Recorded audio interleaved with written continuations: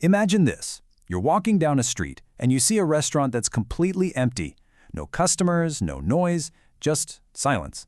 But then you look next door, and that restaurant is buzzing. It's crowded, people are waiting outside, all the tables are full.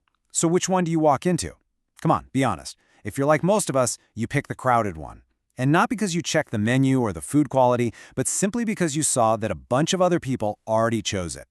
Well, what you just experienced is a really powerful psychological principle called social proof. Think of it like a mental shortcut.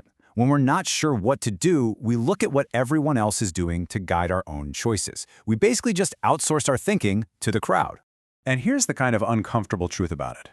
Marketers, influencers, even political campaigns, they're all using this little bias to quietly shape your decisions every single day. So what exactly is this invisible pull? Right? Why does the crowd have such a powerful hold on what we choose to do? Let's dive in and break it down. The simple answer, really, is survival. Our brains are hardwired with what you could call a herd mentality. I mean, think about it. For our ancestors, straying from the group was a really bad idea. It was dangerous. Sticking with the herd meant safety in numbers, it meant a better shot at finding food, and, well, a much higher chance of surviving. And that instinct, it hasn't gone anywhere. Now, psychologically, this whole thing breaks down into a few key drivers. First, you've got informational influence. Basically, if we don't know what to do, we just assume the crowd knows something we don't. Then there's normative influence. That's our deep, deep need to be liked and accepted. And of course, there's FOMO, the fear of missing out, which is really just our modern-day herd mentality kicking in. And finally, diffusion of responsibility. If everyone's doing it, we feel less personally on the hook if the decision turns out to be a bad one. Okay, so this all sounds pretty logical, but just how powerful is this pull to conform? I mean, really? Well, let's move out of the theory and into the lab to see how this plays out in a controlled setting. I want you to ask yourself a serious question. Would you deny what you see with your own two eyes just to fit in with a group? Most of us would probably say, no way, absolutely not. But the science tells a bit of a different story. So in the famous Asch conformity experiment from 1951, participants were asked a super simple question. Which line on the right matches the line on the left? The answer is obviously C, right? I mean, it's not a trick question. But, and here's the crazy part, when participants were surrounded by actors who all confidently said the wrong answer, about 1/3 of the real participants just caved to the pressure.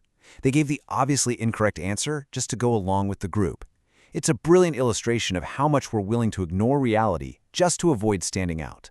Now, that experiment was from the 1950s. Today, we don't need a lab to see social proof in action.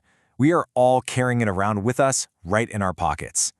Every time you look at Amazon reviews, or you check Yelp ratings, or read customer testimonials, you are actively looking for social proof. You're using the experiences of total strangers, the digital crowd, to guide your own decisions.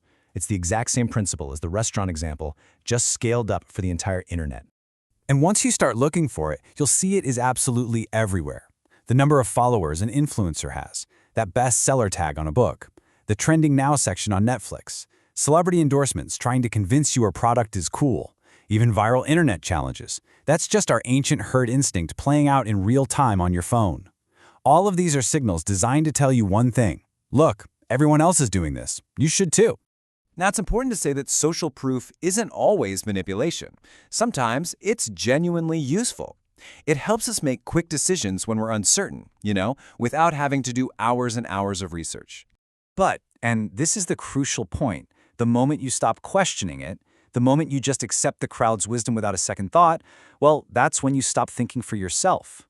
So the next time you see 10 million views or bestseller, or you hear somebody say everyone is doing it, just pause for a second and ask yourself this one simple question. Is this actually good, or am I just following the crowd? Because the crowd is powerful, there's no doubt about it.